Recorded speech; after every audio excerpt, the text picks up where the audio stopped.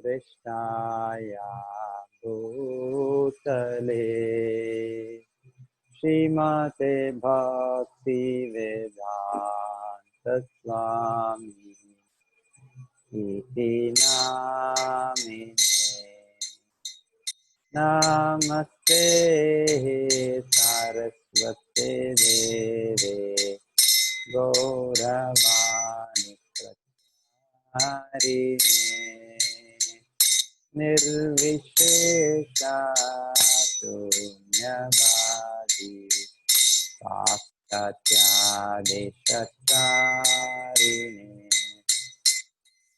जय श्री कृष्ण चैतन्य प्रभु नित्यानंद श्री अद्वैत गदाधर श्रीवासादि गौर भक्तवृंद। जय श्री कृष्ण चैतन्य प्रभु नित्यानंद श्री अद्वैत गदाधर श्रीवासादि गौर भक्तवृंद। हरे कृष्णा कृष्णा कृष्णा हरे हरे हरे राम राम राम हरे हरे हरे कृष्णा कृष्णा कृष्णा हरे हरे हरे राम राम राम हरे हरे हरे कृष्णा कृष्णा कृष्णा हरे हरे हरे राम राम हरे हरे हरे कृष्णा कृष्णा कृष्णा हरे हरे हरे राम राम हरे हरे हरे कृष्णा कृष्णा हरे हरे हरे राम राम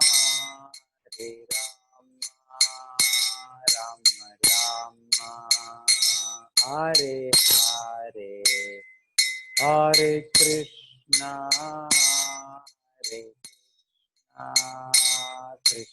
कृष्णा हरे हरे हरे राम राम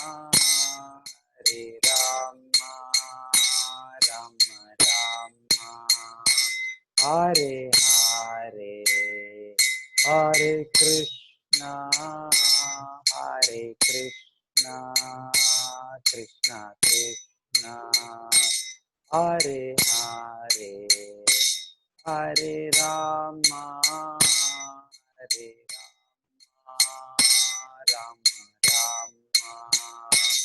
हरे हरे हरे कृष्णा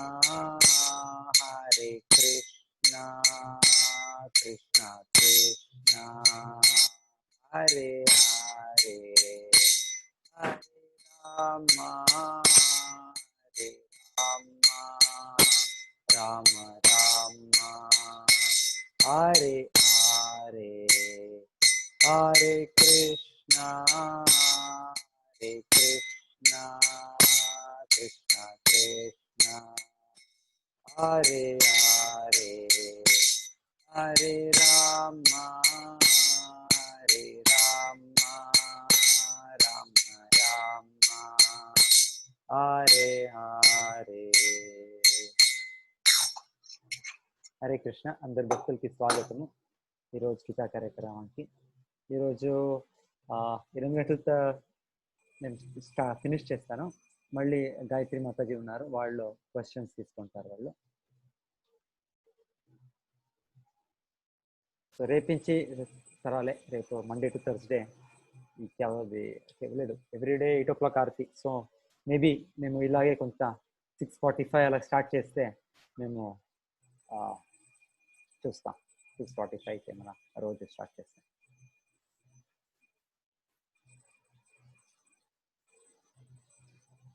ఓం జ్ఞానతిమిరాంధస్య జ్ఞానాంజనశలాకయా చక్షురున్మీలితం येन తస్మై శ్రీ గురవే నమః. నమో ఓం విష్ణుపాదాయ కృష్ణప్రేష్ఠాయ భూతలే శ్రీమతే భక్తివేదాంత స్వామినితి నామినే.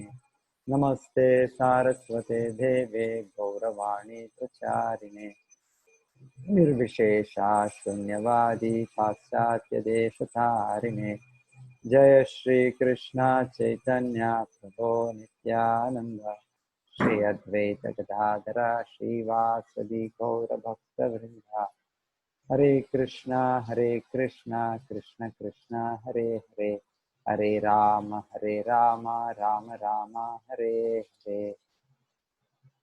హరే కృష్ణ కృష్ణ కృష్ణ హరే హరే, హరే రామ రామ రామ హరే హరే. హరే కృష్ణ మాతాజీ, నా వాల్యూమ్ వినపడుతుంది కదా Mataji? Gayatri Mataji. Yes, Prabhu. Yes, Prabhu. Clear.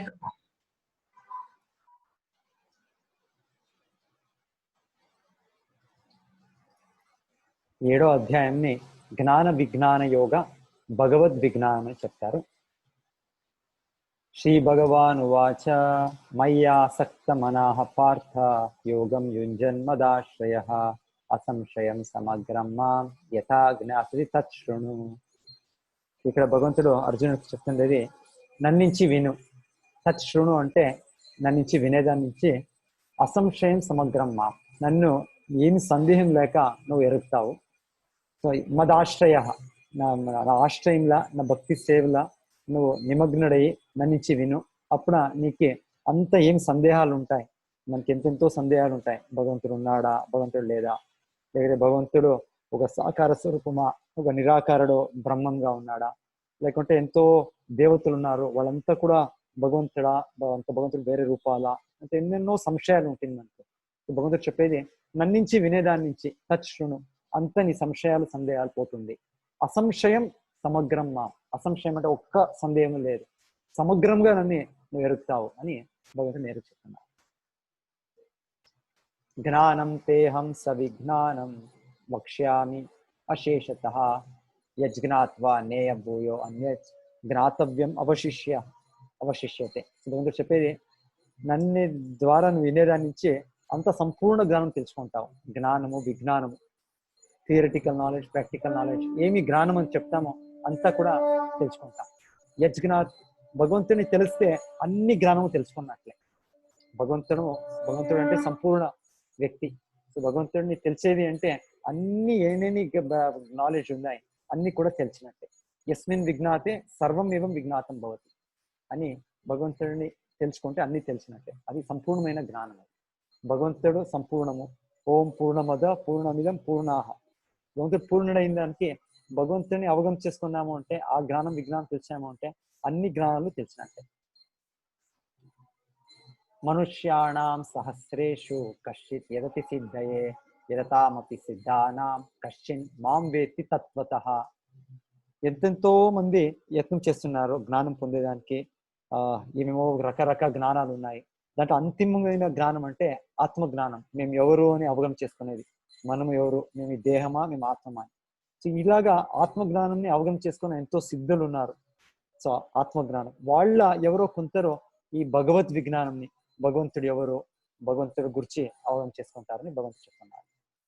So ఇది అంతా డిఫికల్ట్ అయిన ప్రాసెస్. ఓకే, భగవంతుని చిన్న వినేదాన్ని అప్పుడు ఇది అవగమనం అవుతుంది. భూమిరాపో అనలో వాయు కం మనో బుద్ధిరేవ చ జ్ఞానం అహంకార ఇతియం మే భిన్నా ప్రకృతి అష్టద. సో మనము ఇక్కడ చూసేది జగత్లో భూమి చూస్తాము, ఇంకొకటి నీళ్ళు చూస్తాము, ఇంకొకటి అగ్గి చూస్తాము, ఇంకొకటి గాలి చూస్తాము, ఇంకొకటి కమ్ అంటే ఇది ఒక స్పేస్, ఇది స్పేస్ అని చెప్పి చెప్తారు, ఇంకా ఆకాశం అని చెప్తాను. ఇంకొకటి ఇది ఒక స్పెసిఫిక్ వర్డ్ లేదు ఇంకి, అలాగా చెప్పాలంటే కమ్ అంటే ఇది ఇంకొక సూక్ష్మమైన వస్తువు. సో ఈ మేము చూసేది ఈ జగత్లో కొంత విషయాలు, కొంత వస్తువులు మన 5 ఇంద్రియాల నుంచి మేము గోచరించవచ్చు. మన 5 జ్ఞానేంద్రియాలను ఉన్నాయి, 2 కళ్ళు ఉన్నాయి, చెవులు ఉన్నాయి, ముక్కు ఉంది, మన రసం గంధం తీసే ఒక నాలిక నుంచి రుచి చూస్తాము, ఆమెకు ఒక చర్మం నుంచి మేము స్పర్శం చేస్తాం. సో ఈ 4 ఇంద్రియాల నుంచి 4 విషయాలు మనము అనుభవించుతాం. సో భూమి అంటే వస్తువు ఏమంటే ఆ అన్ని 5 మనలో ఉండే ఒక జ్ఞానేంద్రియాల నుంచి మేము దీన్ని సంపర్కము అనుభవం, దీన్ని ఇది పెట్టవచ్చు, మేము దీన్ని అనుభవం చేయవచ్చు. మేము ఇప్పుడు చెప్పాలంటే భూమి అంటే సపోజ్ ఇప్పుడు మనము ఈ నా ఒక ఏమో ఒకటి నేను చెప్పేది ఒక చేతిలోనే ఒక పెట్టుకోండి. సో నా చేతిలో పెట్టుకుంటే దీన్ని మేము దీన్ని చూస్తున్నాం. తర్వాత దీన్ని దీని సర్దు కావచ్చు, మనం ఈ చేతిలో పెడితే నేను ఒక సౌండ్ అవుతుంది. ఇంకొకటి దీన్ని మేము ఒక భస్ము చేయొచ్చు. మీరేమైనా అవుతే నాకేమైనా చేతులకి ఏమైనా ఒక అగ్గి తాకితే అది భస్మం అవ్వచ్చు. భస్మం అవ్వచ్చు అంటే చెప్పేది ఈ చేతిలోనే దాంట్లో ఒకటి రూపం అనేది ఉంది. ఇది చేతిలో దాంట్లో హ్యాండ్స్కి ఒక ఫార్మ్ అనేది ఉంది, రూపము. ఇంకొకటి అనేది దీనికి ఒక టేస్ట్ అనేది ఉంది. ఏం భౌతిక వస్తువుకి ఒక రకంగా టేస్ట్ ఉన్నాయి. సో ఇప్పుడు ఎవరు మనుషులు మనము మా చేతులు ఎవరు తినేలే, సపోజ్ ఎవరైనా ఒక జంతువు వచ్చే, ఒక పాము ఒక పులిని వచ్చే, అది నన్ను తిన్నప్పుడు నాది ఒక దేహంని ఒక టేస్ట్ చూడొచ్చేది ఉంది, నాకు నా చేతులకి ఒకటి ఉంది. సో ఇలాగా భూమి అనే వస్తువు అంటే 5 ఇంద్రియాల నుంచి గోచరం పడుతుంది. ఒకటి చెప్పేది ఏం చెప్పేది భూమి అంటే మేము కనిపిస్తుంది ఫారం, రూపము. రెండోది గాలి అంటే శబ్దము. సో కొంత వస్తువులు మనకి కనిపిస్తుంది, కొంత వస్తువులు వినపడిస్తుంది, కొంత వస్తువులు స్పర్శం చేయొచ్చు, కొంత వస్తువులు మేము గంధం తీసుకోవచ్చు, కొంత వస్తువులు మేము రుచి చూడవచ్చు. సో భూమి అనే వస్తువు అంటే ఈ 5 రకంగా మనకి అవగాహన అవుతుంది అని. ఇప్పుడు ఆహారం, ఫుడ్ ఐటమ్ తీసుకుంటాం. ఫుడ్ ఐటమ్ ఇప్పుడు గులాబ్ జామున్ తీసుకుంటే మనం దాన్ని కనిపిస్తుంది, మనకి అది కనిపిన తర్వాత మనకు దాని ఒక రుచి ఉంది, దానికి ఒక గంధం ఉంది, ఒక వాసన వస్తుంది. ఓ ఇంత బాగా అది బాగా చేస్తున్నారు, ఇంకా చేస్తున్నారు, నాకు ఇది సుగంధం వస్తుంది. దాని రసనం చూస్తాను, మళ్ళీ దాన్ని టచ్ చేయొచ్చు, స్పర్శం చేయొచ్చు. దాన్ని ఆమెట్గా దానికి కూడా దాంట్లో సౌండ్ కూడా అవుతుంది, దాన్ని శబ్దం అనేది కూడా ఒక భౌతిక వస్తువుల శబ్దం అనేది కూడా ఉంది. సో ఈ భూమి అనే వస్తువు ఏమి అంటే ఈ 5 దీని విషయాన్ని గోచరించవచ్చు, దాన్ని భూమి అని చెప్తారు. అలాగే ఆపో అంటే నీళ్లు అంటే ఆ వస్తువుల మనము ఇప్పుడు నీళ్లు, వాటర్ని తీసుకోండి. నీళ్ళు తీసుకున్నప్పుడు దాంట్లో ఏమవుతుంది, దాంట్లో మనము చూడొచ్చు, నీళ్ళు చూస్తాం, నీళ్ళు కనిపిస్తుంది మనకి. కనిపించిన తర్వాత దాంట్లో మనము ఒక రుచి కూడా ఒక రకంగా రుచి అంటే ఏం చెప్పేది, అది ఒక దాహం మనకి పోతుంది, దాని నుంచి రుచి ఉంది. పోతే గంధం లేదు, నీళ్ళ ఏమి అలా గంధం లేదు. ఆ నీళ్ళకి ఏమైనా ఒక మన్ను ఏమైనా, ఇప్పుడు వాన వస్తూ ఉంది, ఇక్కడ ఈ వర్షం వస్తుంది, ఈ వర్షంది ఏమైనా కొంత మన్ను ఈ భూమిది కొంత ఎలిమెంట్ అవుతే అప్పుడు మాకు స్మెల్ వస్తుంది, లేకుంటే ప్యూర్ వాటర్లో ఏమి స్మెల్ లేదు. సో ఈ గంధం అనేది ఒక విశేషము భూమి అనే వస్తువుకి. సో ఈ భూమి అనే వస్తువుకి గంధం ఉంది, అయితే నీళ్లు అనే వస్తువుకి గంధం లేదు, వేరేదంతా ఉంది. వేరేదంతా అంటే దానికి ఒక రుచి ఉంది, టేస్ట్ ఉంది, ఒక రసం అంటాం. టేస్ట్ అంటే రసం ఉంది దానికి.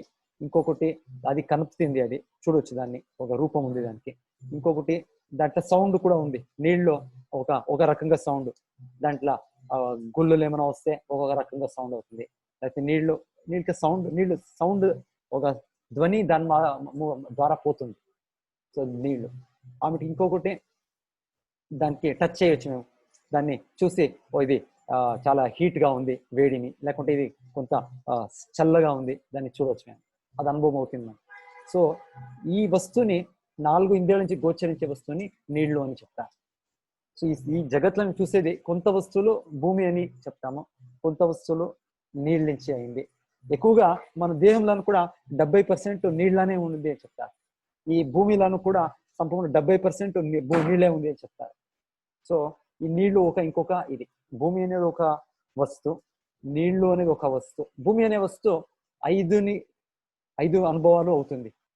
దాన్ని రుచి చూడొచ్చు, దాన్ని చూడొచ్చు, ఒక ధ్వనిని దాన్ని వినొచ్చు, దాంట్లో ఒక గంధం ఉంది.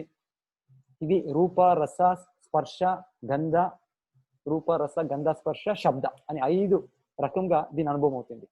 నీళ్ళ 4 రకంగా అవగాహన అవుతుంది. అగ్గిల 3 రకంగా అవగాహన అవుతుంది. 2 విషయాలు అవగాహన కాదు. ఏమి అంటే దానికి రూపం ఉంది, దానికి స్పర్శం అవుతుంది, దాంట్లో మేము ఎవరు కూడా ఒక రసన ఒక టేస్ట్ చూసే కాదు. అగ్గికి ఎవరైనా టేస్ట్ చూసారా, ఎలాగ టేస్ట్ ఉంది అని? టేస్ట్ లేదు దానికి ఒక రసం అనేది లేదు. కొంత సమయము చాలా వేడిమి ఉండే వస్తువుల్ని కూడా, హాట్గా ఉండే వస్తువుని మేము ఏం టేస్ట్ తెలిసేలు. అది గులాబ్ జామున్ ఉండొచ్చు, అయితే అంత అది హాట్గా ఉన్నప్పుడు మీకు టేస్ట్ కూడా తెలుసు. అది పెట్టే కాదు మన పైన. అంటే ఆ అగ్గికి అనే వస్తువులకి దానికి ఇది లే, 2 ఇది అనుభవాలు లేవు దాని నుంచి మనకు శబ్దం ఉంది, పట్ పట్ పట్ పట్ అని కొన్నప్పుడు ఇది అవుతుంది, భస్మ ఏమైనా ఇదేమవుతాడు సౌండ్ అవుతుంది. ఓకే, అంటే ధ్వని ఉంది, రూపం ఉంది, స్పర్శం చేసినప్పుడు చాలా ఇది ఉడుకుగా ఉంది, వేడిని మనకు తెలుస్తుంది, హాట్గా తెలుస్తుంది. అయితే దాంట్లో ఇదిలే, దాంట్లో ఒక గంధము లేదు ఏమి. అది బర్న్ అయినాక దాని ఒక స్పెషల్ ఇది అంతే, అది అంత ఏమి అది యావది బర్న్ ఏమి స్పెషల్ ఇది గంధం లేదు దాంట్లో. ఏం వస్తువు ఆ భూమి వస్తువు దాంట్లో చేరినప్పుడు ఒక వాసన, ఒక గంధం వస్తుంది. లేకుంటే భరే అగ్గి మీరు పెడితే అగ్గిలో ఏమి గంధం లేదు, అగ్గిలో ఏమి రసం లేదు. సో భూమి, నీళ్లు, అగ్గి, మళ్ళీ తర్వాత సూక్ష్మము, ఇది ఒక్కొక్కటి పోతుంటే మీరు ఇది సూక్ష్మం అంటే మన అనుభవము అన్ని ఇంద్రియాల నుంచి కాదు, ఇది కొంత ఇంద్రియాల నుంచి మాత్రం కావాలి. భూమి అనేది మన 5 జ్ఞానేంద్రియాల నుంచి అవుతుంది. నీళ్లు అనేది 4 ఇంద్రియాల నుంచి అనుభవించవచ్చు. అలాగే అగ్గి అనేది 3వ ఇంచి, మళ్ళీ తర్వాత ఇంకా సూక్ష్మమైనది గాలి అనేది మీరు చూసే కాదు. గాలిని ఎవరైనా చూసారా? ఎవరు చూడలే. ఇంకా గాలి ఎలాగుంది, గాలి ఉంది అని తెలుసు మనకి, అయితే గాలి ఎవరు చూస్తాలే. గాలికి ఏమి రుచి అంటే అది కూడా ఎవరు చూడలే. గాలికి ఎలా గంధము అంటే అది కూడా లేదు. అయితే గాలిలా ఇప్పుడు ఏమైనా రోజ్ ఏమైనా ఉంటే ఒక గంధం వస్తుంది, లేకుంటే ఒక బాగా మంచి వంట చేస్తుంటే ఒక గంధం వస్తుంది, అది తీసుకొని వస్తుంది. అయితే ప్యూర్ గాలికి ఒక గంధం అనేది లేదు దానికి. సో ఇది ఇంకా సూక్ష్మమైన ఒక వస్తువు గాలి. సో దాంట్లో రెండే రెండు అంటే శబ్దం ఉంది, గాలి ద్వారానే మనకి శబ్దం వస్తుందండి. అన్నిటికీ మనకి ఒక ఇది స్పర్శం ఉంది. ఇప్పుడు చలి అవుతుంది అప్ప, ఇప్పుడు చాలా గాలి వస్తుంది, నాకు చలి అవుతుంది, ఇప్పుడు నేను ఏమన్నా బెడ్షీట్ పొంకొనాలి.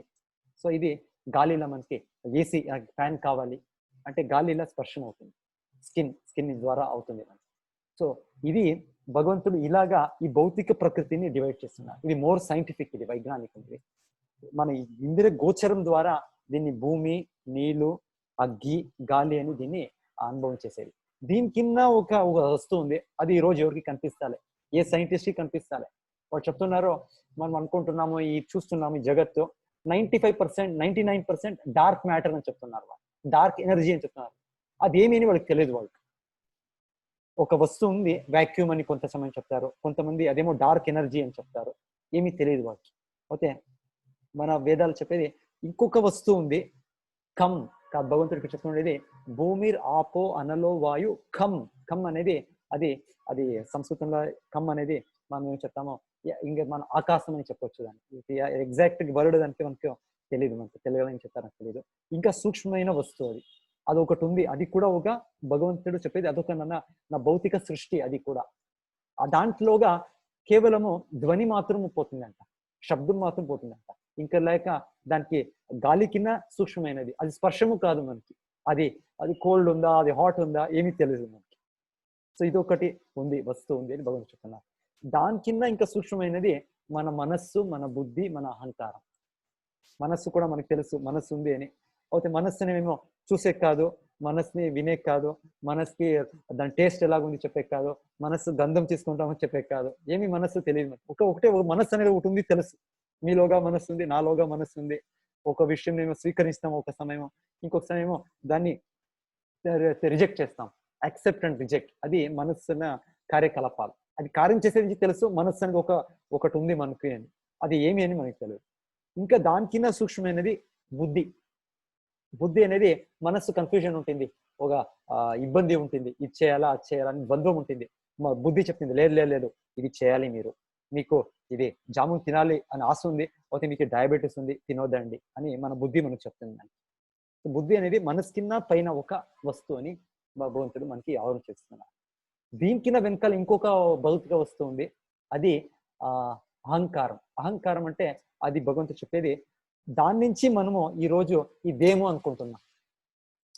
ఈ అహంకారం అంటే మిథ్య అహంకారం అంటే ఏమంటే అదొక వస్తువు మన్ని నేను ఈ మనస్సు ఒక విజ్ఞాని అనుకునేది, నేను ఇంత బుద్ధివంతుడు, నేను ఇంత విద్వాన్, నేను ఇంత తెలుసుకున్నాను నేను అని మేము అనుకునే వాళ్ళు అలాగ అనుకుంటారు. కొంతమంది అది అనుకోలేదే, నేను ఈ దేహము, నేను దేహం ఇంత అందమైన దేహం నేను అనుకుంటాము. ఇది ఎలాగ అనుకుంటామంటే ఇది భౌతికంగా ఒకటి అహంకారం అనేది భగవంతుడు సృష్టించాడు. ఆ మిథ్య అహంకారం అనేది మన ఆత్మకి మళ్ళీ ఈ భూమి, నీళ్లు, గాలి, ఆకాశము ఇదేమి పంచభూతాలు ఉన్నాయి, మళ్ళీ మనస్సు, బుద్ధి ఉంది, దీనికి మన్ని ఐడెంటిఫై చేస్తుంది, ఇది మన్ని బంధనం చేస్తుంది. ఇది అహంకారం అనే ఒక వస్తువు. సో ఇది ఇంకా సూక్ష్మమైన విజ్ఞానం. ఇది అంత దీన్ని మన వేద జ్ఞానం పొందిన వాళ్ళు దీన్ని అవగతం చేసుకుంటారు పంచభూతాలని. ఈ విజ్ఞానంలో వాళ్ళు సాలిడ్, లిక్విడ్, గ్యాసెస్ అనేమో చెప్తారు వాళ్ళు. సాలిడ్ అంటే ఒక గట్టి పదార్థము, లిక్విడ్ అంటే ఒక నీళ్ళ రకంగా, ఒక గ్యాస్ అంటే ఒకటి అది గాలి తెర అని వాళ్ళు డివైడ్ చేస్తారు. మళ్ళీ తర్వాత వాళ్ళు సాలిడ్స్ లా ఎలిమెంట్స్, కాంపౌండ్స్, ఆక్సిజన్, నైట్రోజన్ ఇలాగా వాళ్ళ రకంగా వాళ్ళు ఆలోచన చేసి ఒక డివైడ్ చేశారు. అయితే మన వేదాల్లో ఈ జగత్తుని ఇలా కాదు, ఎలాగ మనకి అనుభవం అవుతుంది, మనకి ఈ ఇంద్రియాల ద్వారా ఇలాగ డివైడ్ చేసి ఇది భగవంతుడే ఈ డివిజన్ ఇస్తున్నారు. ఈ సృష్టి కూడా చెప్తారు ఎలాగొచ్చింది అంటే మొదటగా వచ్చేది సూక్ష్మ నుంచి సుస్థూలమైనది. మొదటగా శబ్దం అంట, శబ్దం నుంచి దాని తర్వాత ఆకాశము, మళ్ళీ తర్వాత ఒక ఏం చెప్పేది నేను స్పర్శం తర్వాత వచ్చింది ఈ వస్తువు గాలి తర్వాత వచ్చింది ఈ రూపం తర్వాత అగ్గి వచ్చింది, అగ్గి తర్వాత వచ్చింది రసము తర్వాత రసం తర్వాత నీళ్ళు తర్వాత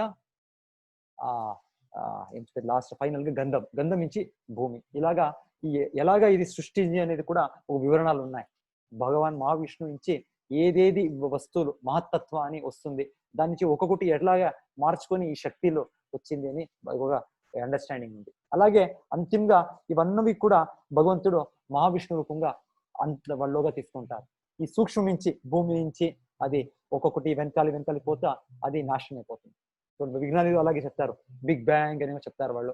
అది శూన్యం నుంచి స్టార్ట్ అయింది అని చెప్తారు. శూన్యం నుంచి కాదు, అది భగవంతుడు ఒక శక్తి, మహత్తత్వాన్ని ఒక శక్తి ఉంది, భగవంతుడు నిర్దేశం నుంచి ఆ శక్తి ద్వారా ఇది సృష్టి అయింది. ఇది సూక్ష్మ నుంచి స్థూలమైన వస్తువులు సృష్టి అయింది. సో ఇది వైజ్ఞానికమైనది. భగవంతుడు ఈ భౌతిక ఏం చూస్తున్నాం మనము దీన్ని, ఇది పంచభూతాలు, మనస్సు, బుద్ధి, అహంకారం, ఇది ఒక శక్తి ఇది అని భగవంతుడు చెప్తున్నారు. శక్తి అంటే ఏమంటే ఇప్పుడు సూర్యుడికి శక్తి అంటే మనము హీట్ అండ్ లైట్ అని చెప్తాం, వెలుగు అమిట్గా ఒక వేడిమి. అలాగే భగవంతుడు చెప్పేది ఇది కూడా నా ఒక శక్తి. ఇది ఈ జగత్తు మేము చూస్తున్నాము అంత పెద్దగా కనిపిస్తుంది, అంత పెద్ద కొండలు, అంత పెద్ద సాగరము, అంత పెద్ద విశ్వము కనిపిస్తుంది. అయితే ఇదేమీ కాదు, ఈ వస్తువులు అంతే. ఇది భగవంతుడ ఒక శక్తి ఇది అంతే. సో ఇలాగ మేము అవగతం చేసుకోవాలి. దీని తర్వాత భగవంతుడు నా ఇంకొక శక్తి ఉంది ఈ జగత్తులా, అపరేయం ఇతస్తు అన్యాం ప్రకృతిం విద్ధిమే పరాం జీవభూతం మహాబాహో యయేదం ధార్యతే జగత్. ఇంకొక నా శక్తి ఉంది, ఈ భౌతిక శక్తిని వాళ్ళ పైన ఒక ప్రభుత్వం సాధించే ఒక శక్తి జీవులు అని చెప్తున్నారు భగవంతుడు. సో మనము దీనికి భిన్నంగా ఈ పంచభూతాలు, ఈ మనస్సు, బుద్ధి, అహంకారానికి భిన్నంగా మనము చేతనాత్మలు, మనము దీనిపైన ఈరోజు ప్రభుత్వం సాధిస్తున్నాము. మనం ఒక పెద్ద పెద్ద నగరాలు చేస్తున్నాము, పెద్ద పెద్ద ఇండస్ట్రీలు చేస్తున్నాము. ఏమో మేము చేసేది ఈ ప్రకృతి పైన మేము ఒక ఇది ప్రభుత్వం చూపించేది. ఎలా అంటే మనకి ఆ చేతనం అనేది ఉంది. ఈ ఈ ప్రకృతికి చేతనం అనేది లే. ఈ జడ శక్తి పంచభూతాలు దీనికి శక్తి లేదు. సో మనము ఏమైనా చేసినప్పుడు ఒక అంత పెద్ద ఒక నగరం అవుతుంది, ఒక అంత పెద్ద దేశం అవుతుంది. ఇది లేకుంటే ఇది ఏమి మార్చలేదు, ఇది అలాగే ఉంటుంది. సో భగవంతుడికి చెప్తుండేది ఇది కూడా నా ఒక శక్తినే. ఇది ఎవరు ఈ జీవులు ఉన్నారు ఈ జగత్లో, అంత రకరకాల జీవులు ఉన్నారు, దేవతలు ఉన్నారు, దేవతల నుంచి మనుజులు ఉన్నారు, మనుజుల కింద పక్షులు, జంతువులు, పురుగులు, చెట్లు, చాపులు, ఎంత జలచరులు ఎంతెంత రకంగా ఉన్నారు. వాళ్ళంతాను జీవులు నా శక్తి అని భగవంతుడు చెప్తున్నారు. అంటే మన దేహంలో రెండు శక్తిలు, మనము ఆత్మ, అది భగవంతుడ ఒక శక్తి. ఇంకొకటి ఈ పంచభూత, ఈ మనస్సు, బుద్ధి అంత ఇది కూడా భగవంతుడి శక్తి. సో రెండు కూడా, మన దేహం కూడా భగవంతుడి శక్తినే, మనము ఆత్మ కూడా భగవంతుడి శక్తి. సో ఇలాగా అంత దేవతలు కూడా ఉన్నారు, వాళ్ళు కూడా ఆత్మ, వాళ్ళకి కూడా దేహం ఉంది. మన రకంగా దేహం కాదు, చాలా బలవంతమైన దేహము, చాలా బుద్ధివంత దేహాలు దేవతలకి, వాళ్ళు సాధారణ జీవులు కాదు. అది కూడా భగవంతుడ శక్తియే. వాళ్ళ దేహం కూడా భగవంతుడి శక్తియే, వాళ్ళ ఆత్మ కూడా భగవంతుడి శక్తియే. భగవంతుడు ఇలాగా స్పష్టంగా చెప్తుండేది, ఏం చూస్తారు మీరు భౌతికంగా, ఎంతెంత జీవులు చూస్తారు, ఎంతెంత భౌతిక వస్తువులు చూస్తారు, అంతా నా శక్తియే అని భగవంతుడు చెప్తున్నారు. సో భగవంతుడు ఎంత వ్యక్తి అని మేము అవగాహన చేసుకోవాలి. సాధారణ మామూలు వ్యక్తి కాదు. శ్రీకృష్ణుడు దేవదేవుడు, నారాయణుడు. నారాయణ అంటే అంత జీవుల మూలం, అందరికి వాళ్ళే ఆది మూలము అని అర్థం. నారాయణ ఇది ఒక అర్థం ఉంది. సో ఇది చెప్పేది భగవంతుడు ఎంత ఎలాగ వ్యక్తి అంటే సాధారణ మామూలు వ్యక్తి కాదు. ఎవరైనా వ్యక్తి చూస్తామా మనము ఇలాగా సంపూర్ణ ఇదంతా వాళ్ళ శక్తిగా ఉండేది లేదు, ఎవరు అలాగా. అది పరమాత్ముడు భగవంతుడు ఒక్కొక్కరికి ఈ శక్తి సామర్థ్యం ఉండేది. సో ఇది మేము అవగాహన చేసుకోవాలి, ప్రయత్నం చేయాలి. ఇది సంపూర్ణంగా అవగాహన కాదు, వింటా మళ్ళీ మేము విశ్లేషణ చేస్తూ భగవంతుని పైన మనకి ఈ భగవంతుడి శక్తి మనకి కొంత అవగాహన అవుతుంది. ఇక చూపిస్తా ఉండేది భగవంతుడు మహావిష్ణు రూపం. మహావిష్ణు అనేది భగవంతుడు ఒక విస్తరణ. యస్యైవ నిశ్వసిత కాలమథావలంబ్య జీవంతి లోమ విలజ జగదండనాథ విష్ణుర్ సమహానిహ యస్య కళా విశేషో గోవిందం ఆది పురుషం తమహం భజామి. సో గోవిందుడు ఆ దేవదేవుడు ఆది పురుషుడు, వాళ్ళ ఒక అంశము ఈ మహావిష్ణు అనేది ఒక విస్తరణ భగవంతుని స్వీయ విస్తరణ. ఇది మన ఇది విభిన్న విస్తరణ కాదు, భగవంతుడే ఒక రూపం తీసేది. భగవంతుడు రెండు అంశాలు, స్వ అంశ, విభిన్న అంశ. ఈ మహావిష్ణు అంటే భగవంతుడ స్వయం అంశం. యస్యైవ నిశ్వసిత కాలం అతావలం, వాళ్ళు శ్వాసాలించి అనంత కోటి బ్రహ్మాండాలు ఇస్తారు. భగవంతుడు ఈ భౌతిక జగత్ని సృష్టించేటప్పుడు ఎప్పుడు కూడా ఉంది ఇది, భగవంతుడు సృష్టించే కోసము వాళ్ళ ఈ ఆధ్యాత్మిక జగత్తులా ఒక భాగంలో ఉండుకొని భగవంతుడు వాళ్ళ దీని నుంచి ఒక కారణారణవ సముద్రాన్ని సృష్టించుతారు. ఆ కారణారణవ జలంలో భగవంతుడు ఆది శేషుడి పైన వాడు పొనుకొని భగవంతుడు వాళ్ళు శ్వాసమించి ఈ ఒక్కొక్క బ్రహ్మాండాన్ని సృష్టించేది. అనంత కోటి బ్రహ్మాండాలు, అనంత కోటి. ఎంత సాసులు, ఒక సాసులు ఒక బ్యాగ్ లో పెడితే, మూటలో పెడితే ఎంత ఉంటుంది, అలాగా అనంత కోటి బ్రహ్మాండాలు వస్తుంది. సో దాని తర్వాత భగవంతుడు ఒక్కొక్క బ్రహ్మాండంలాగానో గర్భోదక విష్ణువుగా ప్రవేశించేది. ఒక గర్భంలో ఒక పాప ఎలాగా ఉందో అలాగా ఒక్కొక్క బ్రహ్మాండంలోగా ప్రవేశించే ఒక రూపము గర్భోదక విష్ణు. సో ఈ రెండో విష్ణు రూపం. ఇంకొకటి ఈ గర్భోదక విష్ణు నుంచి వాళ్ళ నాభి నుంచి బ్రహ్మడు పుట్టేది. సో బ్రహ్మడు ఒక్కొక్క బ్రహ్మాండంలో ఒక్కొక్క బ్రహ్మ ఉన్నారు. మన బ్రహ్మడు చతుర్ముఖ బ్రహ్మ అని 4 తలలు ఉండే బ్రహ్మ అని చెప్పేది. వేరే వేరే బ్రహ్మాండంలో వేరే వేరే బ్రహ్మలు ఉన్నారు. 10 తలల బ్రహ్మ, 100 తలల బ్రహ్మాలు అవన్నీ ఉన్నారు అని మేము వింటామే. సో ఇది ఒక్కొక్క బ్రహ్మాండంలో. మళ్ళీ తర్వాత ఇదే గర్భోదక విష్ణు ప్రతి ఒక్క బ్రహ్మాండంలోగా వాళ్ళు ప్రతి ఒక్క అణువుకి ప్రవేశిస్తారు. వాళ్ళ శక్తి మేము చూస్తుండేది ఇదంతా భౌతికమైనది, మనము దేహాలు మన భౌతికం అన్ని శక్తిలో ఈ భగవంతుల శక్తి. సో 3 విష్ణువులు ఉన్నారు, మహావిష్ణు, గర్భోదక విష్ణు, క్షీరోదక విష్ణు. క్షీరోదక విష్ణు అని మీరు వినేది క్షీర సాగరంలో ఉన్నారు అని, అది కామన్ గా వినింటాం. క్షీర సాగరంలో ఉండే విష్ణు, వాళ్ళు కూడా అనంత శేషుడి పైన ఉన్నారు. సో ఈ విష్ణు వీళ్ళు ప్రతి ఒక్క బ్రహ్మాండంకి ఒక క్షీరోదక విష్ణు రూపం ఉన్నాయి, ఒక గర్భోదక విష్ణు రూపం ఉన్నాయి. ఈ క్షీరోదక విష్ణు ఈ ఒక్కొక్క బ్రహ్మాండంకి వాళ్ళు ఈ సృష్టి స్థితి ప్రళయ అని చెప్తారో, సృష్టిని ఈ బ్రహ్ముడు చేస్తారో, ఒక జీవుడు ఒక జీవాత్మలో ఎవరు పుణ్య జీవుడు ఉంటారో వాళ్ళకి ఆ ఒక పోస్ట్ ఇస్తారు. మరి ఈ క్షీరోదక విష్ణు దాని పాలన చేస్తారు, స్థితి మెయింటెనెన్స్. తర్వాత ప్రళయం చేసేది భగవంతుడు ఒక శివుడు ఒక ఇంకో భగవంతుడు ఇంకొక రూపము అవుతే ఆ శివుడు ఇంకొక రూపం తీసినాక వాళ్ళు శివతత్వుడే సపరేట్ గా ఉన్నాడు. వాళ్ళతో తిరిగి మళ్ళీ విష్ణు అని చెప్పేలే వాళ్ళకి ఆల్మోస్ట్ విష్ణు అవుతే సేమ్ టైం వాళ్ళు భక్తుడిగా మార్చేవాళ్ళు. వాళ్ళ శివుడు రూపము ఇంకొకటి, అది ప్రతి బ్రహ్మాండంలో శివుడు రూపము కూడా ఉంది. ఈ శివుడు అనేది సదాశివ రూపం నుంచి వస్తుందని చెప్తారు. సదాశివ అని ఈ వైకుంఠ లోకాల్లో భగవంతుడు ఇంకొక రూపం అది. సో అయితే ఈ శివుడు ఈ భౌతిక సృష్టికి భౌతిక ప్రళయానికి ఒక తమోగుణం ప్రాధాన్యత తీసుకున్న నుంచి వాళ్ళు ఇంకొక వ్యక్తిత్వమే తీస్తారు. వాళ్ళు చెప్పేది పాలించి పెరుగు వచ్చింది, అది పెరుగు మళ్ళీ పాలు కాదు, పెరుగు వేరే పాలు వేరే, అయితే పాలే పెరుగుగా మూలం ఆధారం. అలాగా శివుడు వచ్చింది కృష్ణుడు ఇచ్చిన విష్ణు మహావిష్ణు సదాశివుడు రూపం నుంచి వస్తారు. అయితే ప్రత్యేకంగా వాళ్ళు శివుడుగా ఉన్నారు వాళ్ళు. సో ఈ ఒక శివతత్వ అని ఉంది, విష్ణుతత్వ అని ఉంది, మనము జీవతత్వ. ఆమెకి ఈ భౌతిక ప్రపంచం వల్ల ఏమున్నాయి ఇవంతా దీన్ని నియంత్రించే భగవంతుడు శక్తులు ఉన్నాయి, శక్తి తత్వ అని చెప్తారు. సో ఇవంతా తత్వాలు, శక్తి తత్వ, జీవతత్వ, విష్ణుతత్వ, శివతత్వ. సో విష్ణుతత్వ అనేది మూలం, అన్ని దానికి మూలం, అన్ని విష్ణువుగా శక్తిలే అని మేము అవగాహన చేసుకోవాలి. సో భగవంతుడు ఇక్కడ చెప్పే దానికే ఏతద్యోనీని భూతాని సర్వాణి ఇది ఉపధారయ అహం కృష్ణస్య జగత ప్రభవ ప్రళయస్తత. అన్ని నా నుంచినే వస్తుంది, అంతిమంగా నాలోగానే వస్తుంది. అది భౌతిక జగత్తున ఒక సైకిల్. అది క్షీణే ఇదేమి భూత్వా ప్రళీయతే, వస్తుంది కొంత సమయం ఉంటుంది అంతిమవుతుంది. అది అన్ని భౌతిక వస్తువులో ఒక ఇది. మన దేహము ఒక రోజు పుట్టాము, మేము జన్మించాము, ఇలాగా కొంత సమయం తర్వాత మేము పుట్టించాము ఎవరినో, తర్వాత మేము కూడా ఒక రోజు హత్యపోతాం. సో ఇది ఈ జగంలో నడుస్తూ ఉండే ఒక చేంజెస్ ఇది. సో అలాగే ఈ సంపూర్ణ సృష్టి సంపూర్ణ జగత్తు కూడా ఈ చేంజెస్ అవుతుంది అని భగవంతుడు చెప్తూ, నేనే అవుతే ఆది మూలం, నేను ఎప్పుడు కూడా ఉన్నా, ఏక నారాయణ ఆసి. ఈ జగత్తు కొంత సమయం ప్రళయమైనప్పుడు కూడా ఒక నారాయణ ఉన్నారు. వాళ్ళు ఉన్నారు, వాళ్ళ నిత్య సంబంధంలో భక్తులు కూడా వైకుంఠ రూపంలో వాళ్ళు ఉన్నారు. అయితే భౌతికంగా మనమంతాను ఆ భగవంతుడు గర్భోదక విష్ణు రూపంలో కొంత సమయము, లేకుంటే అది అల్ప ప్రణయంలో, ఇక మహాప్రళయంలో మేము మహావిష్ణు దీంట్లో వాళ్ళ దేహంలోగా ప్రవేశించుతాము ఈ బద్ధాత్మలు. అలాగా ప్రళయాలు ఉన్నాయి, అల్ప ప్రళయాలు, మహాప్రళయాలు అన్న రకరకాల ప్రళయాలు ఉన్నాయి. మత్త పరతరం నాణ్యత్ కించిదస్తి ధనంజయ, నాకిన్న పైన ఇంకెవరూ లేరు. మయి సర్వమిదం ప్రోతం సూత్రే మణిగణ ఇవ. ఒక మణిలో ఎలాగో పోనిస్తామో ఒక సూత్రం పైన, దారం పైన మనకి సూత్రం కనపదు, దారం కనపదు, మనకి కనిపేది బరే ఆ మణిలు అంతే. అవుతుంది దాని కింద దానికి ఆధారంగా ఒక ఇది ఉంది. సో అలాగే భగవంతుడు చెప్పేది, అన్నీ ఏం చూస్తున్నారు మీరు, అన్నికి ఆధారం నేనే.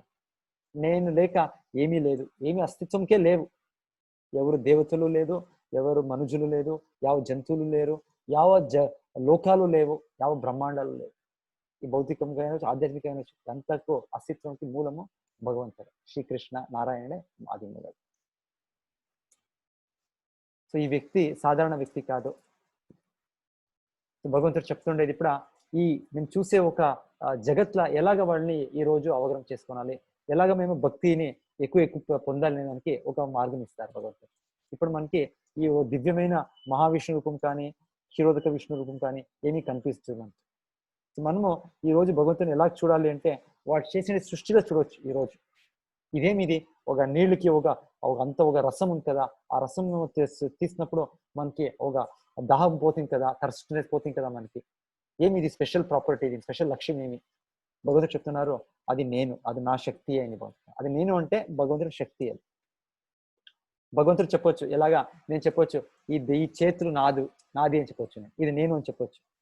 సో ఈ కళ్ళు ఇది నేను అని చెప్పొచ్చు, ఈ తల నేను అని చెప్పొచ్చు, ఇది నాకు చేరింది అంటే నా దేహంలో నేను ఈ రోజు నుంచి ఇది నాది నేదు అని చెప్తాను. అలాగే భగవంతుడు అన్ని శక్తులు వాడిన దానికే ఇది నేను అని భగవంతుడు చెప్తారు.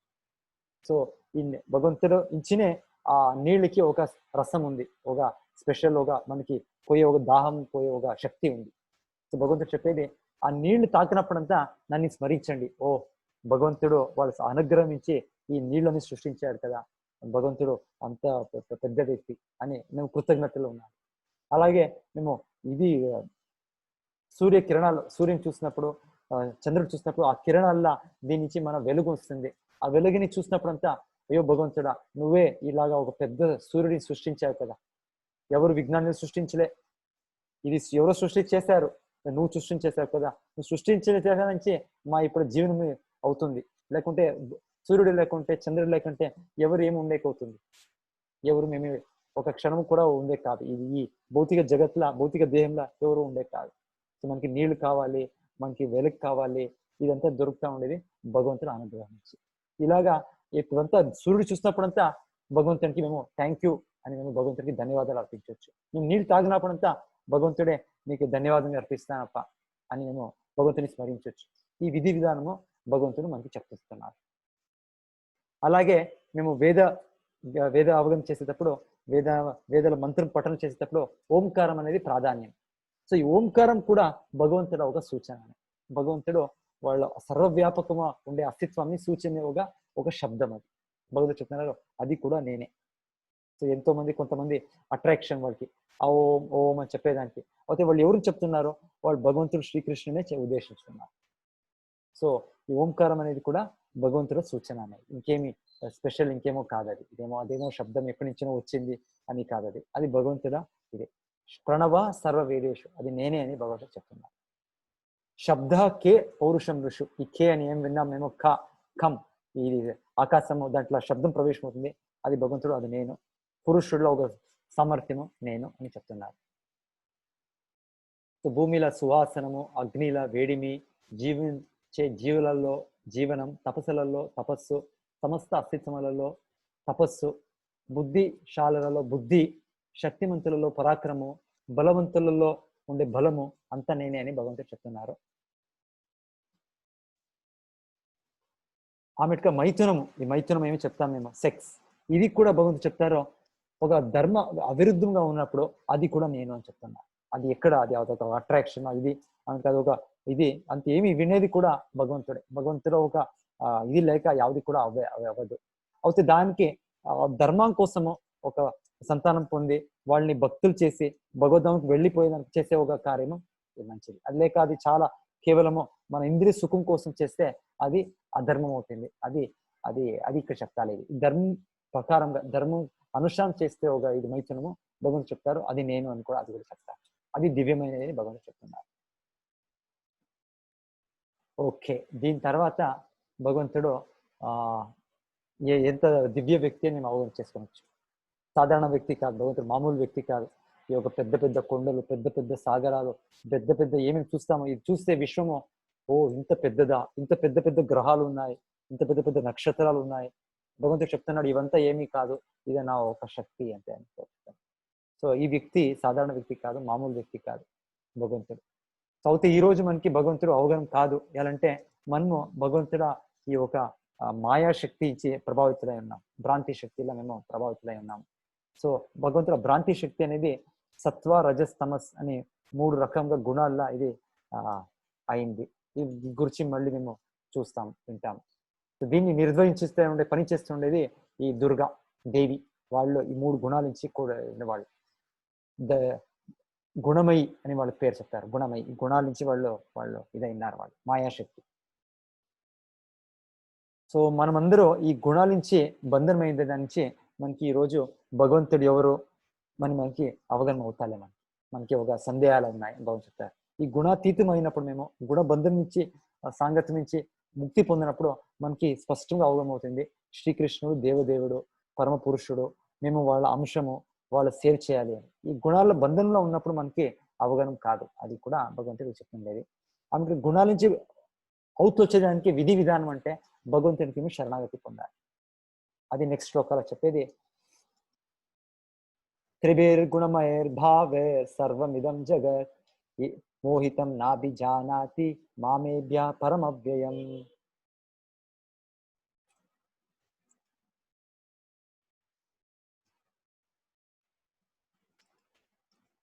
దైవీ ఏష గుణమయీ మమ మాయా దురత్యయా మామేవయే ప్రపద్యంతే మాయామేతాం తరంతితే.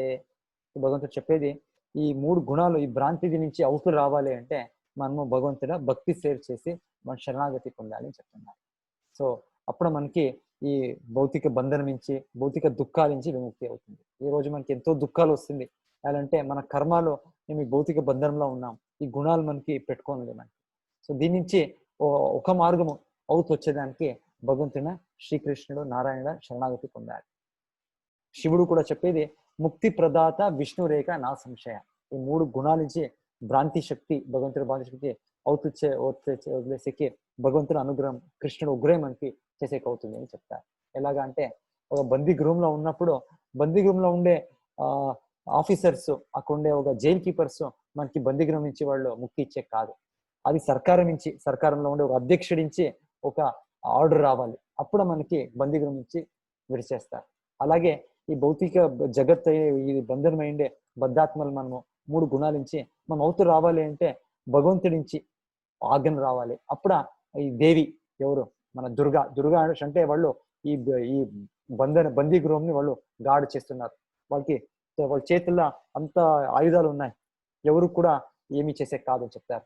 అన్ని డైరెక్షన్స్ అన్ని దిక్కులను వాళ్ళు చూస్తున్నారంట వాళ్ళు. సో 8 ఎంత 10 వాళ్ళ దగ్గర ఇది ఉన్నాయి, ఆ చేతులు ఉన్నాయి, అన్ని డైరెక్షన్ గార్డ్ చేస్తున్నారు వాళ్ళు. సో వాళ్ళు మనకి వచ్చేలే అంత ఈజీగా. భగవంతుని శరణాగతి అయినప్పుడు వాళ్ళు భగవంతుని ఆజ్ఞ విని వాళ్ళు ఉడిచేస్తారంట. లేకుంటే ఈ దుర్గా మనకి వాళ్ళు లేదు ఉడిచేలే మనకి అంత ఈజీ కాదు వాళ్ళు దీని నుంచి అవుతూ వచ్చేదానికి. సో భగవంతుడు 4 రకంగా వ్యక్తిలో నన్ను ఎప్పుడు కూడా శరణాగతి పొందరు. ఎప్పుడు కూడా అంటే ఈ తక్షణంగా వాళ్ళు ఈ గుణబంధనంలో ఉండేది ఒక అజ్ఞానంలో వాళ్ళు నన్ను ఆశ్రయం పొందారు. ఆ వ్యక్తిలో 4 రకంగా ఉన్నారు అని భగవంతుడు చెప్పేది. తర్వాత 4 రకంగా వ్యక్తిలో వాళ్ళు నా భక్తి చేస్తారు, వాళ్ళు నా శరణాగతి పొందే విధానాన్ని అనుసరిస్తారు. వాళ్ళు సుకృతిలు, వాళ్ళు పుణ్యజీవులు అని చెప్తారు. ఇంకొంతమంది నా దగ్గర ఎవరు వస్తారే వాళ్ళు పాపజీవులు. ఎలాంటే వాళ్ళకి ఆ అజ్ఞానంలో వాళ్ళు అవగాహన లేదు వాళ్ళు ఈ భగవంతుడు ఉన్నారు అని. సో వాళ్ళు ఏ రకంగా ఉన్నారు అనేది భగవంతుడికి చెప్తుండేది. నమాం దుష్కృతినో మూఢ ప్రపద్యంతే నరాధమా మాయా అపరత జ్ఞాన ఆసురం భావం ఆశ్రిత. ఒక వ్యక్తి మూఢ అని ఎలా చెప్తారంటే ఇక మూఢకి చూపించింది సంస్కృతంలో. మూఢ అంటే గాడిది, అంత మూర్ఖ జంతువు అది. దానికి అంత భగవంతుడు చేసిన సృష్టిలో బుద్ధిని అనేది లేవంట దానికి. అది ఆలోచన ఎలాగంటే అది ఎంత పని చేస్తుంది, అంత భారం మోసుకొని పోతుంది. అయ్యో ఇదంతా నేను చేస్తున్న తర్వాత నాకు నా మాలికుడు కొంత ఆహారం ఇస్తారు, దాని నుంచి నేను నా జీవనం అవుతుంది అని అనుకుంటుందంట. గాడిది అనేది గాడి బుద్ధి అని చెప్పేది దానికి అంత బుద్ధి అంట దానికి. అది కొంత వాళ్ళ మాలికుడిని వదిలేసి వాళ్ళు దూరంగా పోతే దానికి కావాలంటే కొంత ఆహారం ఎక్కడ కూడా దొరుకుతుంది తనకు ఆహారం. అది దానికి బుద్ధి ఎంత అంటే లేదు నేను ఇంత పని చేస్తేనే వాళ్ళు నాకు కొంత ఆహారం ఇస్తేనే నాకు జీవనము అని ఆలోచన. అంత అది బుద్ధి, గాడిద బుద్ధి. కొంత సమయం చెప్తారు ఒక గాడిద పైన కూర్చొని దాని ముందే ధాన్యం పెడతారంట, ఒక గ్రాసం పెడతారంట. సో అది గాడిద ఆలోచన చేస్తుందంట, ఇది ఈ 2 ఎంత 2 అడి 1 అడి దూరంగా ఉంది, నేను కొంత ముందే పోతే నాకు అది దొరుకుతుంది అనుకుంటుందంట. దానికి తెలియదంట నా పైన కూర్చొని ఒక వ్యక్తి నా ముందు ఆ గ్రాస్ పెట్టారు నాకు ఆహారంగా అని దానికి తెలియదంట. నేను ఎంత మైలు పోతేనో 1000 మైళ్ళు పోతేనో నాకే ఆ ధాన్యం దొరకదు నా ముందు పెట్టిన దానికి అంత బుద్ధి అవగాహన లేదంట, గాడిద బుద్ధి అని చెప్తారు. సో అలాగా ఈ మనుషులు ఈ రోజు అంత పని చేస్తున్నారు అంటే పని చేయాలి. ఈ భగవద్గీత మొదలైన విన్నాను, కర్మయోగం చేయాలి. అయితే వాళ్ళు కర్మ చేసేదే మన ఒక ఇది, ఇంకేమీ చేయదు. మేము భగవంతుని ఆలోచన చేయము. మేము పని చేసి మనకి అదే జీవనము అని అనుకుని ఉన్నారు కొంతమంది.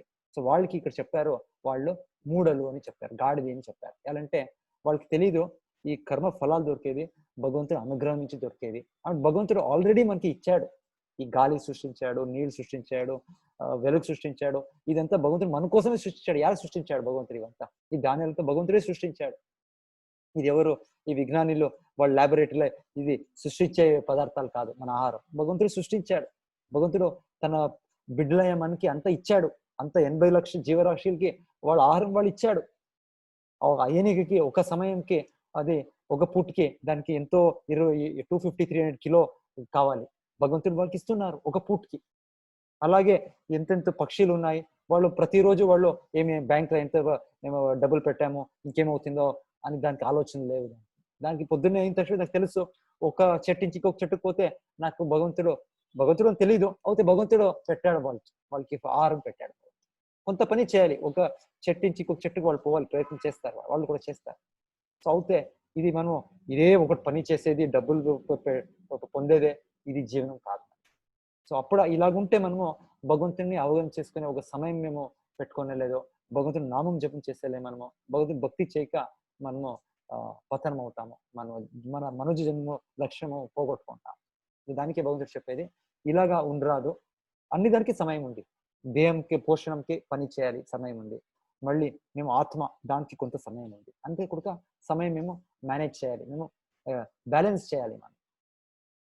సో దానికే భగవంతుడు చెప్తుండేది ఇది ఇలాగుండే వ్యక్తి బిజీ నాకు టైంలే అని చెప్తారు. లేదు, ఇలాగ ఉండరాదు. ఇలాగా దాన్ని వదిలేయాలి. మేము ఇదిని వదిలేయాలి. ఆ ప్రవృత్తిని చేయాలి, పని చేయాలి. ఎంత చేయాలో అంత చేయాలి. అంటే భగవంతుడు ప్రీత్యర్థం చేయాలి పని. మన కోసం స్వార్థం చేసే దాంట్లో అర్థం లేదు దాంట్లో. సో ఇది రెండో విధానం వ్యక్తి నరాధముడు. నరాధముడు అంటే పాపకృత్యంలో చేసేవాడు.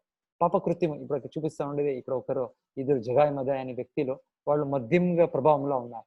సో ఈ మద్యము అనేది కూడా మేము ఈ పాపకర్మ చేసినప్పుడు మనకి భగవంతుడు అవగాహన కాదు. భగవంతుడు ఎవరు, నేను ఎవరు, నా నిత్య అనుబంధం ఏమి, ఇవంతా మేము ఈ ఒక శక్తిని పోగొట్టుకుంటాము. సో దానికి నరాధములు వాళ్ళని శరణాగతి అవ్వరు అని చెప్తున్నారు. మూడోది ఇక్కడ ఆసురం భావం ఆశ్రిత. ఆసురం భావం అంటే అంత ఒక భగవంతుడు అంటే ఒక విరోధం. ఎవరు నా పైన ఎవరు ఉన్నారు, నేనే భగవంతుడు. అలాగ ఒక ద్వేషం, హిరణ్యకశిపు అలాగా ద్వేషం. అలాగా ఇంకొకటి మాయా అపరిత జ్ఞాన. మాయా అపరిత జ్ఞానం అంటే చాలా పుస్తకాలు చదివాడు, చాలా జ్ఞానం పొందాడు. అయితే దీన్ని వినియోగించుకొని చెప్పేది భగవంతుడు లేరు. ఇది ఏం చూస్తున్నాము ఈ జగత్తు, ఇది ఆటోమేటిక్ గా వస్తుంది. ఇది ఎలాగా వాళ్ళు చెప్పేది, వాళ్ళు ఇది బై ఛాన్స్, ప్రాబబిలిటీ. వాళ్ళంతా ఇది మ్యాథమెటిక్స్ కి ప్రకారం చూస్తే ప్రాబబిలిటీ అనేది కాదంట. ఇది ఇలాగ ఎప్పుడో బై ఛాన్స్, ఇది ఒక ఆటోమేటికలీ వచ్చింది. వాళ్ళ శబ్దాలు మీరు వింటే, తత్వాలు వింటే ఎలాగ సృష్టి వచ్చింది, జగత్తు వచ్చింది అంటే అంత బై ఛాన్సే. అలాగే ఈ జీవులు ఎలాగ వచ్చారంటే అది ఒక ఛాన్స్. ఆమెట్గా ఈ వెరైటీలు ఉన్నాయి అది ఒక ఛాన్స్. అన్ని కూడా ఛాన్సే, అన్ని కూడా ఒక యాక్సిడెంటే. యావది కూడా ప్లాన్ లేవు. వాళ్ళు ఇలా ఆలోచన వాళ్ళంతా తత్వాలు చూస్తే ఒక్కొక్క తత్వాలు భగవంతుడు లేకుండా ఈ సృష్టిని, జగత్ని ఎక్స్ప్లెయిన్ చేసి చూస్తారు. సో అన్ని కూడా భగవంతుడి నుంచినే. భగవంతుడు ఒక ప్లాన్ నుంచి వస్తుంది, భగవంతుడు ఒక ఆజ్ఞ నుంచి వస్తుంది. మయా అధ్యక్షేణ ప్రకృతి సూయతే సచరాచరం హేతునానేన కౌంతేయ జగద్వి పరివర్తతే. ఈ జగత్తులో ఇది వస్తుంది, సృష్టి అవుతుంది, మళ్ళీ ఇది ఒక్కొక్క రకంగా కనిపిస్తుంది అంటే భగవంతుడు ఆదేశంగా, ఒక ఆజ్ఞానుసారంగా ఇది పని చేస్తుంది. అదే వాళ్ళు చెప్పేది లేదు, ఎవరు లేరు, మనకి ఎవరు కనపరు, భగవంతుడు ఎక్కడ ఉన్నారు, ఎవరు చూశారు. అలాగా వాళ్ళు అజ్ఞానంలో ఆ బుద్ధివంతులు వాళ్ళు చెప్తున్నారు ఈరోజు. సో దాన్ని వీళ్ళకి చెప్పేది మాయ అపరిత జ్ఞాన. భగవంతుడు ఒక భ్రాంతి శక్తి ఏముంది, అది వీళ్ళని కప్పుబడింది. వీళ్ళకి బుద్ధిని, నిజమైన జ్ఞానం వాళ్ళు పోగొట్టారు వాళ్ళు. సో వాళ్ళు మాయ అపరిత జ్ఞానం. ఇప్పుడు మీరు చెప్పేది, ఇప్పుడు మీరు ఈ కంప్యూటర్ ఎలాగొచ్చింది అంటే ఇది ఒక బాంబ్ ఎక్స్ప్లోషన్ ఏమో వచ్చేది. ఇది ఏమో ఒక రాత్రి ఏమో ఒక ఇదైంది. అంత మెటీరియల్స్ ఉన్నాయి ఒక ఫ్యాక్టరీలా, అక్కడ ఒక స్క్రూలు ఉన్నాయి, ఇంకొకటి ఇది ఉన్నాయి, అంతా కూడా ఒక ఎక్స్ప్లోషన్ అయినంత ఇది అసెంబుల్ అయిపోయింది. సో ఇలాగా ఒక చిన్నది అది అసెంబుల్ యాక్సిడెంట్ కాదు. ఇంత పెద్ద జగత్తు, పెద్ద ఇది సృష్టి, ప్రకృతి అనేది ఇది ఆటోమేటిక్ గా ఇది అసెంబుల్ ఛాన్స్ అవుతుందా?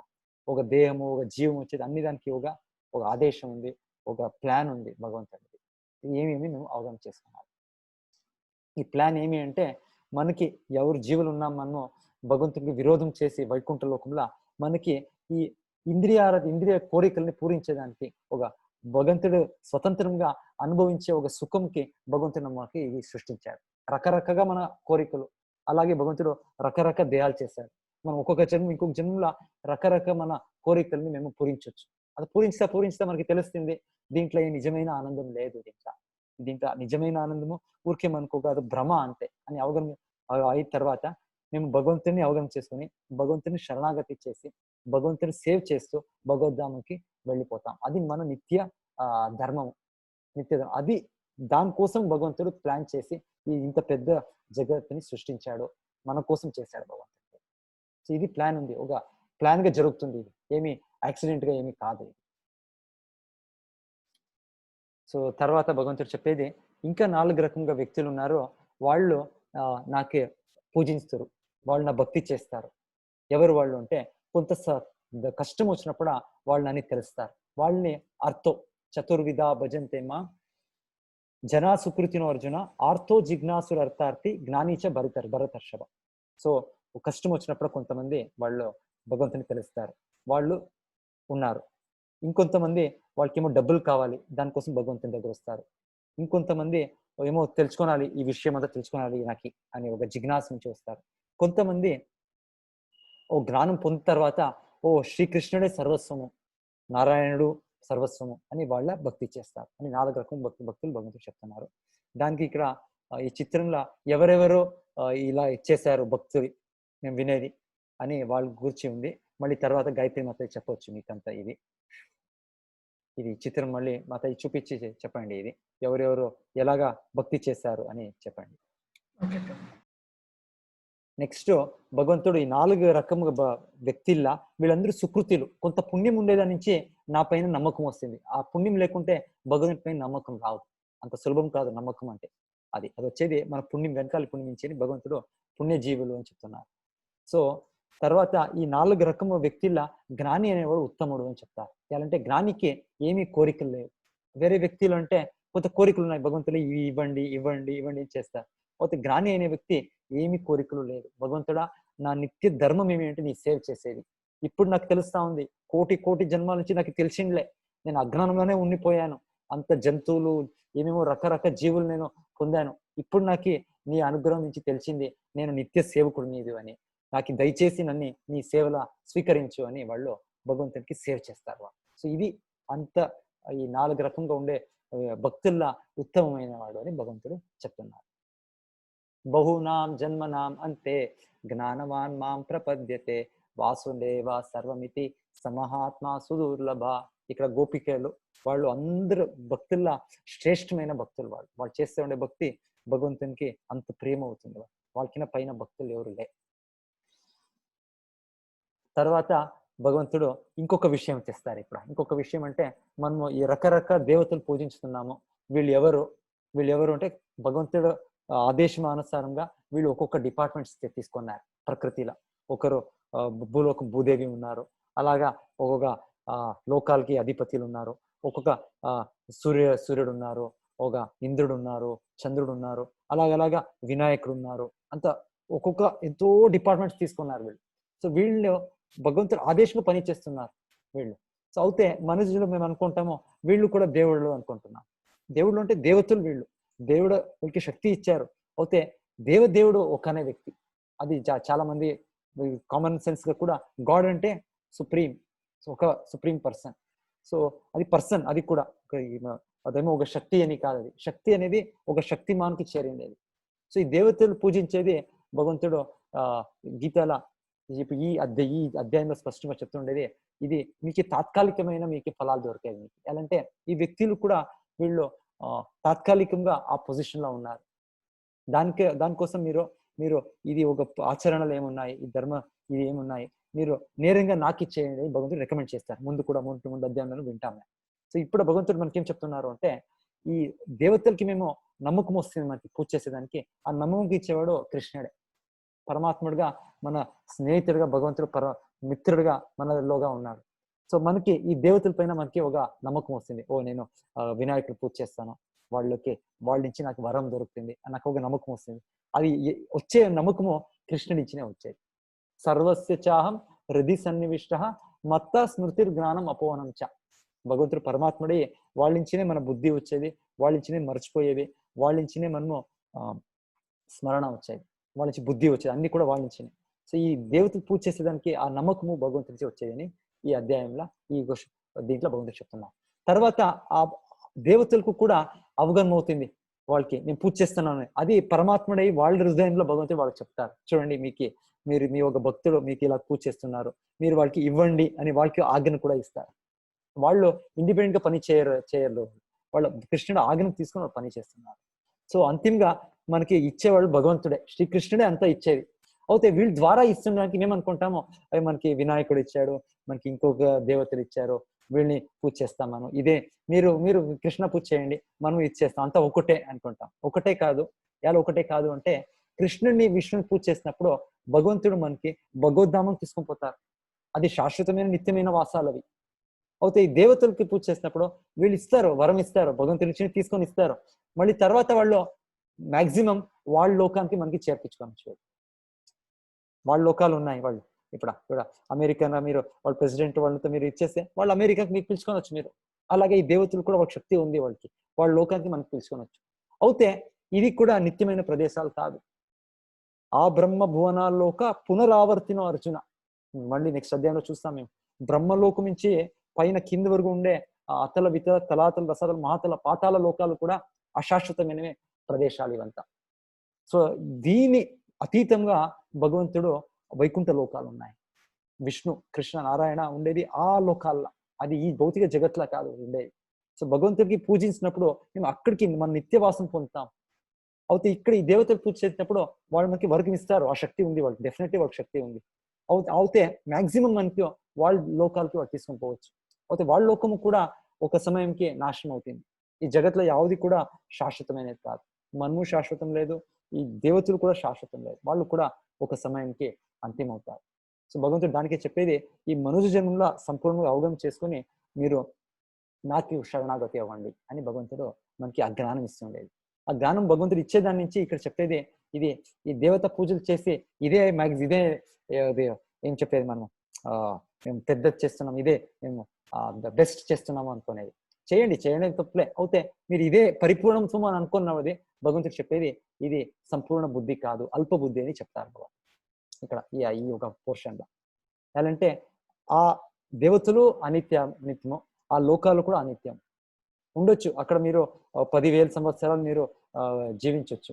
అయితే మళ్ళీ తర్వాత ఈ భూలోకంలోనే లేదు, లేదా ఆ లోకంలో పుట్టితే మీరు తర్వాత మీరు ఈ జన్మ మృత్యు జరా వ్యాధి దుఃఖ దోషాన దర్శనం, ఈ 4 కష్టాలు అలాగే ఉంది యాజ్ ఇట్ ఇస్. ఏమీ సాల్వ్ కాలేదు, పరిహారం కాలేదు.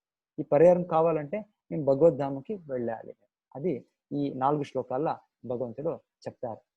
కామైస్తైస్తైరిత జ్ఞాన ప్రపద్యంతే అన్య దేవత తం తం నియమం ఆస్థాయ ప్రకృత్యా నియతా స్వయా యో యాం తనుం భక్తః శ్రద్ధయార్చితుం ఇచ్చతి తస్య తస్య అచలాం శ్రద్ధాం తామేవ విదధామ్యహం సతయా శ్రద్ధయా యుక్తః తస్య ఆరాధనం ఈహతే లభతే చ తథా కామాన్ మయైవ విహితాన్ హితాన్ అంతవత్తు ఫలం తేషాం తద్భవతి అల్పమేధసాం దేవాన్ దేవయజో యాంతి మద్భక్త యాంతి మాం అపి. సో భగవంతుడు ఇది కొంత విషయాలు ఇక్కడ చెప్తుండేది ఈ అధ్యాయంలో. ఇవి ఇవి ఇవి ఇమీడియట్ గా త్వరనే మనకి అవగాహన కాకుండా ఉండొచ్చు. ఎలా అంటే మేము ఎంతో సమయము దేవతలు పూజిస్తా, నేను కూడా చేస్తుంటే మొదట మనకు కూడా ఆ అవగాహన ఉండే. అయితే భగవద్గీత విన్ని స్లోగా మనకు కూడా కృష్ణుడు ఎవరు, ఈ దేవతలు ఎవరు అని స్పష్టంగా అవగాహన. లేకుంటే ఎంతెంత మంది రకరకం మిస్అండర్స్టాండింగ్ ఉంది. భగవంతుడు ఎన్నెన్నో రూపాలు అనుకుంటారు దేవతల్ని. లేదు, వాళ్ళు వ్యక్తులే, వాళ్ళు గొప్ప వ్యక్తులు, మనకిన్న చాలా గొప్ప వ్యక్తులు వాళ్ళు. మా భగవంతుడికి అంత వాళ్ళు భక్తులయ్యి అంత వాళ్ళ ఆత్మీయులు వాళ్ళంతా వాళ్ళు. సో వాళ్ళని స్పష్టంగా అవగాహన చేసుకొని మనము వాళ్ళు ఎవరు, భగవంతుడు ఎవరు. మేము కృష్ణుడు భక్తి చేస్తే వీళ్ళు దేవతలు కూడా మనకి ఇంకా వాళ్ళు ఎక్కువగానే మనకి వాళ్ళు బ్లెస్సింగ్ ఇస్తారు, వాళ్ళు ఆశీర్వాదం ఇస్తారు, వాళ్ళ శక్తి ఉంది. వాళ్ళు చెప్తారు శుద్ధ భక్తులు వచ్చినప్పుడు దేవతలు కూడా అంత వాళ్ళకి ఆనందం అవుతుందంట. ఎలా అంటే భగవంతుడు ఉద్దేశంగా వాళ్ళు ఈ శుద్ధ భక్తులు కొంత సమయము వాళ్ళు కూడా వైకుంఠ లోకం నుంచి ఇక్కడ వస్తారు, ఆచార్యులుగా వస్తారు. అలాగే సో వాళ్ళు వచ్చినప్పుడు, శుద్ధ భక్తులు వచ్చినప్పుడు ఈ దేవతలు కూడా వాళ్ళకు పూజిస్తారు అని చెప్తారు. అలాగే చెప్తారు. ఏమి చెప్తారు, ఆచార్యం మాం విజానీయ నావమన్యేత కరిచిత్ మర్త్య బుద్ధ్య సర్వదేవమయో గురు అని చెప్పేది భగవంతుడు భాగవతంలో. కొంతమంది ఇప్పుడు భగవంతుడే పంపిస్తారు. ఎలాగ భగవంతుడు అవతరిస్తారో అలాగే కొంత సమయము వాళ్ళు ఈ ఆచార్యులను పంపిస్తారు. ఆచార్యులు అంటే ఇప్పుడు వినేది మధ్వాచార్య, రామానుజాచార్య, భగవంతుడే చైతన్య మహాప్రభు, ఇలా ఆచార్యులు కొంతమంది వస్తారు. వాళ్ళు భగవంతుడి ప్రతినిధి అయ్యి ఈ లోకానికి వచ్చినప్పుడు ఈ దేవతలు కూడా వాళ్ళని పూజిస్తారంట. అంటే వాళ్ళు భక్తులు, వాళ్ళంతా వాళ్ళు సాధారణ వ్యక్తులు కాదు వాళ్ళు. వాళ్ళ పొజిషన్ అది. వైకుంఠ లోకాల్లో ఉండే భక్తుల పొజిషన్ చాలా పైన. వైకుంఠ వాసీలు ఎవరు ఉన్నారో అక్కడ ముక్తాత్మలు, శుద్ధ భక్తులు, వాళ్ళు అందరికీ సర్వ ఆరాధ్యులు అని చెప్తారు. అలాగా చెప్తారు వాళ్ళు. ఎనీవే వీళ్ళు కూడా భక్తులే. వీళ్ళు సకామ భక్తులు అని చెప్తారు. కొంత ఆశలు ఉన్నాయి వాళ్ళకి, దానికే వాళ్ళు ఇంకా ఈ భౌతిక జగత్లో ఉన్నారు. ఓకే, దాన్ని కొంచెం వాళ్ళు తీసేస్తే వాళ్ళు కూడా ముక్తులై వాళ్ళు భగవద్ధామకు వెళ్ళిపోతారు. ఈ దేవతలు కూడా సాధారణంగా అవుతారు. బ్రహ్ముడు ఎవరున్నారో వీళ్ళంతా శుద్ధ భక్తులే. మన పరంపర కూడా వీళ్ళ ద్వారానే వస్తుంది, బ్రహ్మ సంప్రదాయ. సో వీళ్ళంతా ఆల్మోస్ట్ కాదు, వీళ్ళు శుద్ధ భక్తులే. కొంతమంది ఒక రెస్పాన్సిబిలిటీ తీసుకున్నారు. సో వీళ్ళు కూడా భగవంతానికి వెళ్ళిపోతారు.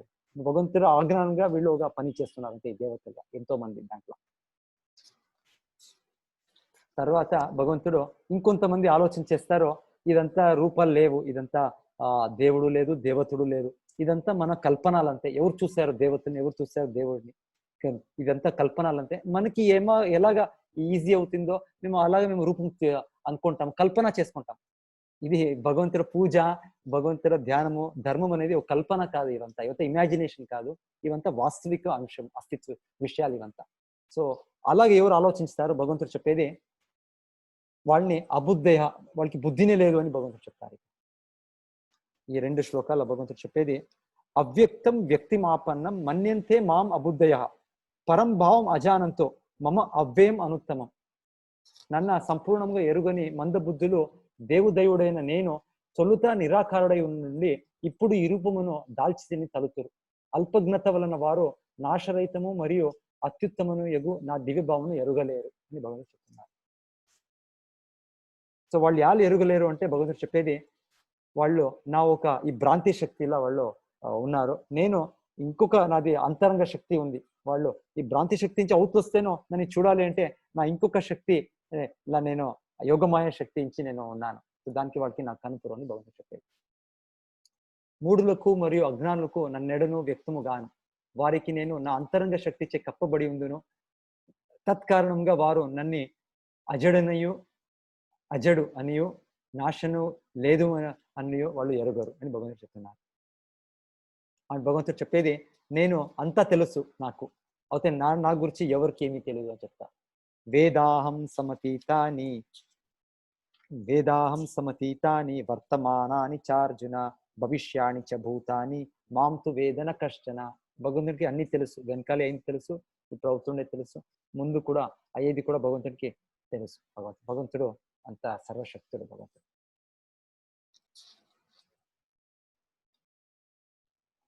ఓకే,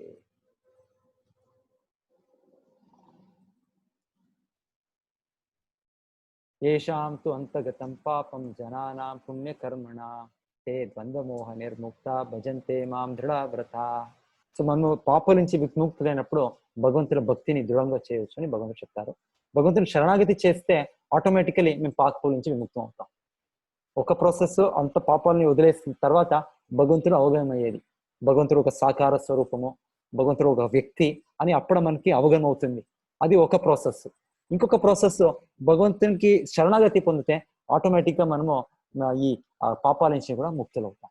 సో దీన్ని చేయాలి. భగవంతుని నామంని రోజు హరే కృష్ణ కృష్ణ కృష్ణ హరే హరే, హరే రామ రామ రామ హరే హరే దీన్ని జపించాలి. భగవంతుని గురించి వినాలి, భగవంతునికి సేవ చేయాలి. మనం దీని ద్వారా మన జీవన్ని మేము పరిపూర్ణత పొందాలి. లాస్ట్గా నా యందు సంలగ్నమైన చిత్తములకిన వాడు దేవదేవుడైన నన్నే భౌతిక జగత్తును సర్వదేవతలను సమస్త యజ్ఞములను నియమించువానిగా తెలుసుకొని మరణ సమయం నందును నన్ను అవగాహనతో ఎరిగి ఉందరు అని. సో భగవంతునికి మేము ఇలాగా సరిగా అవగాహన చేసుకుంటే ఈ అధ్యాయాన్ని స్టార్ట్ చేస్తాడు భగవంతుడు. నన్నించి వినండి, స్పష్టంగా అవగాహన చేసుకోండి విషయంని, ధర్మంని, నేను ఎవరు, నా ఇది సంపూర్ణంగా అని. ఇప్పుడు ఇలాగా మేము అవగాహన చేసుకుంటే అంతిమంగా భగవంతుని స్మరించితే, ఇప్పుడు భీష్మ పితామహులు ఎలాగా వాళ్ళు భగవంతుని స్మరించి భగవద్ధామకు వెళ్ళిపోయారు, మనము కూడా నిత్యవాసుని పొందొచ్చు అని భగవంతుడు చెప్తున్నారు.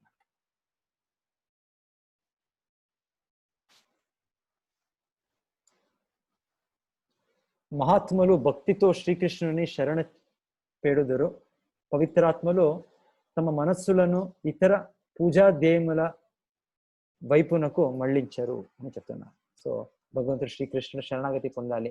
మన జీవన లక్ష్యము ప్రతి ఒక్కర ఈ స్వార్థం ఇది. మన స్వార్థం ఏమి అంటే మనం శ్రీకృష్ణుడు శరణాగతి పొందాలి. అదే మన స్వార్థం. సో ఈ రోజు అయింది. అందరికీ ధన్యవాదాలు. సో మన ఇది పురుషోత్తమ మాసం, అధిక మాసం దీనికి ఒక స్పెషల్ అంటే స్పెషల్ కాదు, పూజలు ఉన్నాయి. సో మేము దాన్ని అటెండ్ చేయలేకపోతున్నాము. మీరు కూడా ఇది పెట్టాను నేను, ఆ లింక్, మీరు కూడా జాయిన్ అవ్వచ్చు. మార్నింగ్ ఎప్పుడు ప్రతిరోజు మంగళారతి కొంతమంది వస్తున్నారు, కొంతమంది 7:30కి అటెండ్ చేస్తున్నారు. ఒక 8 o'clockకి ఒక స్పెషల్ ఆర్తి, ఒక బంతుడు ఒక దీపం అర్పించే ఇది ఉంటుంది. మీరు జాయిన్ అవ్వచ్చు. సో లేక కొంతమంది దీన్ని కంటిన్యూ చేసి ఈ క్వశ్చన్ సెషన్ అటెండ్ అవ్వండి. వాళ్ళు గాయత్రి మాతాజీ ఉన్నారు, వాళ్ళకి మీరు ప్రశ్న వేయొచ్చు మీరు. హరే కృష్ణ మాతాజీ. హరే కృష్ణ ప్రభుజీ. మీకు హోస్ట్ చేస్తాను నేను. ఎస్ ప్రభు. టేక్ ఓవర్ చేయండి. ఎస్ ప్రభు. హరే కృష్ణ కృష్ణ కృష్ణ హరే హరే, హరే రామ రామ రామ హరే హరే, హరే కృష్ణ కృష్ణ కృష్ణ కృష్ణ హరే హరే, హరే రామ రామ